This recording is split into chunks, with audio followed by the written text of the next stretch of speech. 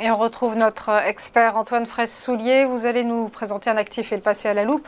Focus aujourd'hui sur Real Estate Trusts. Oui, effectivement, on va aborder aujourd'hui un copy portfolio, enfin un smart portfolio, pardon, c'est-à-dire un portefeuille thématique que nous mettons en place chez Toro, basé donc sur l'immobilier. Alors l'immobilier, c'est vrai que c'est une classe d'actifs alternative, hein, souvent considérée comme un bon moyen d'accroître sa diversification. La classe d'actifs, donc Real Estate Investment Trust, c'est composé de sociétés qui vont posséder, exploiter ou financer des biens immobiliers générateurs de revenus. Alors, ces sociétés donc investissent dans différents types de propriétés. Ça peut être notamment des immeubles, des appartements, des centres commerciaux, des centres de data ou des immeubles de bureaux, entre autres. Donc, pour être qualifié REIT, donc une société doit répondre à certains critères, et notamment le montant des dividendes qu'elle verse à ses actionnaires, et donc ça c'est extrêmement important. Un autre avantage, c'est que les flux de trésorerie sont protégés contre l'inflation, puisque les contrats de location qu'elles perçoivent, ces sociétés, donc, sont indexés sur l'inflation. Donc en fait, les contrats de location augmentent avec l'évolution de l'inflation.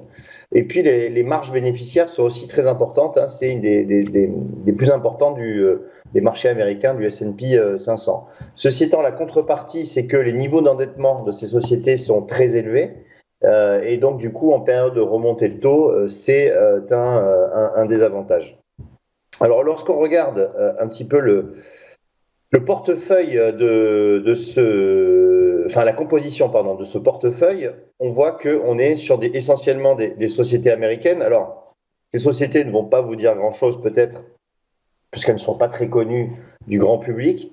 Mais par exemple, American Tower Corp, c'est une des sociétés les plus importantes aux États-Unis d'infrastructures. Hein, donc, elle construit énormément d'immeubles de bureaux, par exemple. On va ici retrouver Prologis. Prologis, c'est une société spécialisée dans les immeubles liés à la santé. Bon voilà, après Vici Properties qui est assez connu, Equinix, donc il y a, après je vous invite à aller regarder directement le portefeuille en lui-même, je ne vais pas revenir sur les 40 valeurs, ça serait un peu long. Mais en tout cas, c'est un portefeuille très bien diversifié et en termes de statistiques, on voit que cette année, alors malheureusement, on n'est pas sur une performance positive. On est à peu près dans la même performance que les indices américains, à moins 14%. Mais quand on regarde un petit peu, sachant que le portefeuille a été lancé au mois de juillet, on est sur une belle performance en juillet puisque ça a pris 8%.